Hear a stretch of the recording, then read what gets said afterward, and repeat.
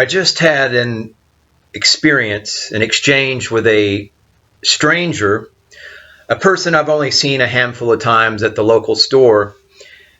And it has gotten me thinking about people's mentality and control of their minds and the energies that people carry within them. And I believe that it is vitally important in these days ahead and currently and at any time in our existence to be able to understand the inner workings of your own mind and have control of your mind, domination of your thoughts, your mental energies. And this exchange that got me thinking that just happened here a little while ago, I had a person came in the store as I was conversing with the register, the person working at the register who I'm chatty with.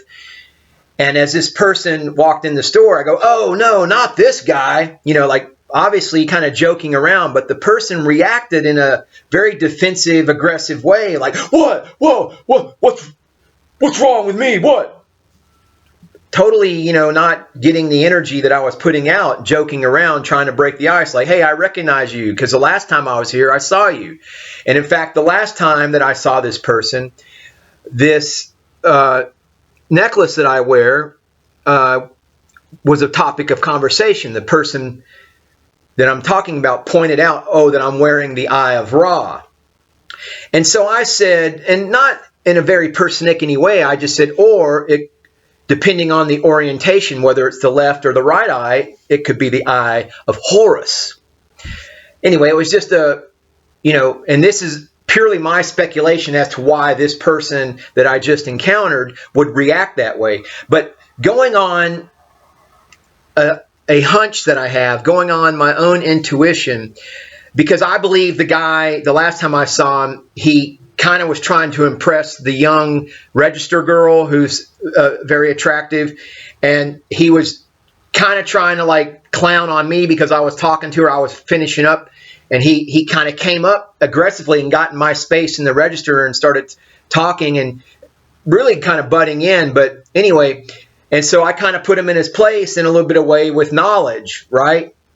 And so I'm speculating that, and this was maybe like 2 months ago, and I'm speculating that exchange did not go the way that guy had envisioned it, because the way I handled it and the way I used knowledge to kind of put him back in his place and kind of level the energies out.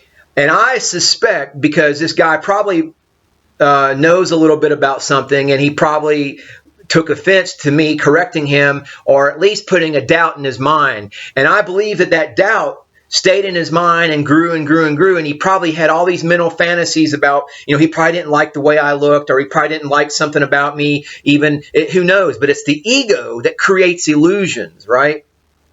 And so he probably built up these, different scenarios in his mind. And I'm only saying this not as an expert psychologist, because I've done it myself. I do it myself. I have to watch myself constantly, because there's exchanges that I have with people that I live, and my mind, my ego mind rather, creates these fantasies, and it builds up these, situations, and my ego mind is, acting out different scenarios and things. And then so the next time I see that person, I have to be very, very, very careful and mindful of what my words are and how my energy is, because it's not reality. I have no idea what goes on in that person's reality, their mind, what they meant, why there was a certain type of interaction that happened, anything. But usually it's the ego creating illusion, and the ego is totally 9 times out of 10 operating on illusions if it's not connected to your heart.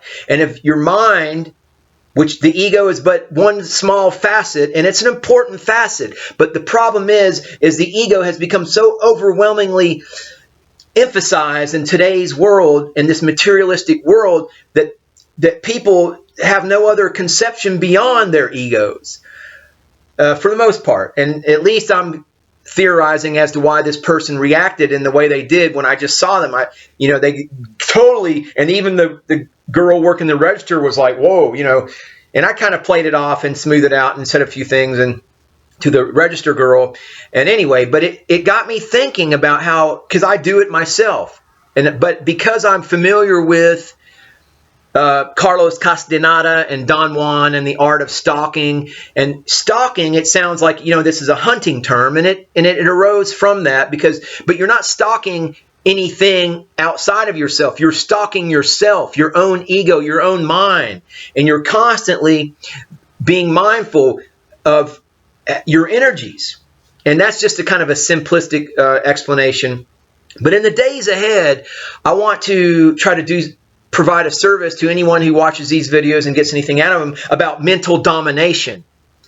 And mental domination begins with yourself, dominating your own illusions. And by proxy, because you are able to dominate yourself mentally, because you have an understanding of the ego, the illusions of the ego, and how they tie in with your overall mental landscape and your heartscape and your energyscape and your total cosmic consciousness, your cosmic mentality. You're able to dominate your world, because all is mental. The universe is mental.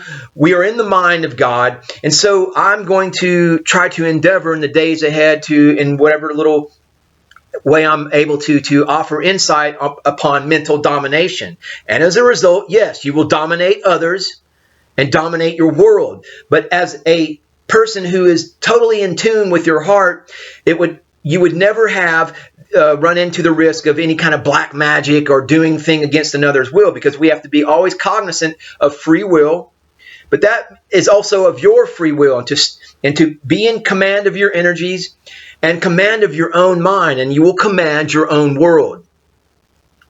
Namaste, namaskaram.